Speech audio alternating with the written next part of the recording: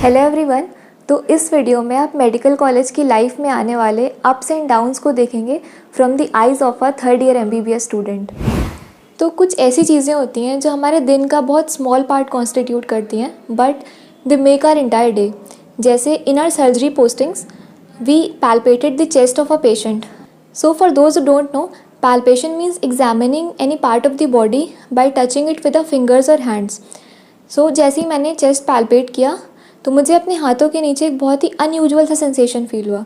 It can be described as crackling sensation and it was a patient of subcutaneous emphysema. तो subcutaneous emphysema में क्या होता है कि स्किन के नीचे एयर ट्रैप हो जाती है और एयर बबल की वजह से एकदम पैल्पेट करने पर एकदम स्पॉन्जी सा फील होता है। So it was one such experiences which occupies the crest of the waves of our lives. Now let's jump into the trough. So college की जो ड्यूरेशन होती है वो 8 आवर्स होती है और आने जाने का मिला लें तो ऑलमोस्ट 10 आवर्स उसमें चले जाते हैं। 8 आवर्स स्लीप का निकाल लें, फिर हमारे पास बचते हैं 6 आवर्स। उन 6 आवर्स में हमें बहुत कुछ करना होता है, जैसे कि डेली के चोर्स और spending time with family and friends, hobbies को टाइम देना और सेल्फ स्टडीज़। तो हमें लगता है कि हमारी कुछ पढ़ाई हो नहीं पा रही है, टाइम निकलता चला जा रहा है। और अगर डायरेक्टली टेक्स्ट बुक्स पढ़ने लग जाती हूँ तो बहुत टाइम लग जाता है और कुछ भी कवर नहीं हो पाता है। तो इसलिए मैं पहले ऑनलाइन वीडियो लेक्चर्स देख लेती हूँ और वीडियो लेक्चर्स देखने से जो भी इंपॉर्टेंट कॉन्सेप्ट्स होते हैं वो आसानी से क्लियर हो जाते हैं। और फिर जब मुझे ज़्यादा टाइम मिलता है तो मैं उसी टॉपिक को टेक्स्ट बुक से रीड कर लेती हूँ और वीडियो लेक्चर्स देखने के बाद मैं नोट्स भी पढ़ लेती हूँ। तो जो कंटेंट लेक्चर में देखा हुआ होता है वही नोट्स में भी लिखा हुआ होता है, तो ऐसे सेम टॉपिक 2 बार हो जाता है और याद करने में आसानी होती है। और अगर बीच में पढ़ते पढ़ते मैं बोर हो जाती हूँ तो क्लिनिकल क्वेश्चंस कर लेती हूँ, इससे टॉपिक का प्रैक्टिकल रेलेवेंस पता चल जाता है। दैट्स हाउ हम इतने कम टाइम में भी एटलीस्ट कुछ सिलेबस कवर कर पाते हैं। Back to the best moment again, जब हमारे रिलेटिव्स और फ्रेंड्स हमें अपनी मेडिकल रिपोर्ट्स दिखाते हैं और हम उसको इंटरप्रेट कर पा रहे होते हैं। हमारे ग्रैंड पेरेंट्स हमें अपनी मेडिसिन दिखाते हैं और हमसे पूछते हैं कि कौन सी दवा है और हम उसको बता पा रहे होते हैं। Always a wonderful feeling. At times हम एकदम सैचुरेट हो चुके होते हैं, हमें नींद आ रही होती है, हमें रेस्ट चाहिए होता है, हमें पता होता है कि क्लास अटेंड करने का कोई फ़ायदा नहीं है क्योंकि हमें कुछ समझ आने वाला नहीं है।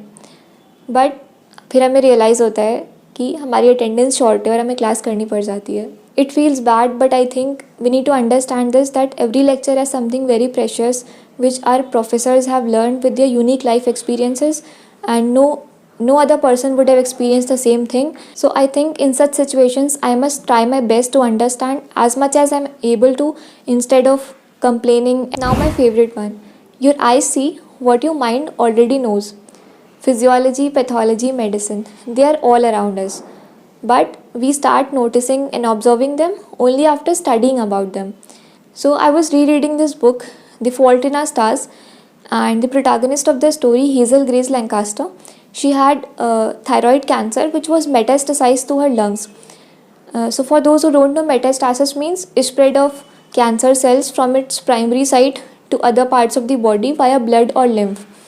तो ये पढ़ के मुझे याद आया कि lung is one of the most common site of metastasis for most of the cancers.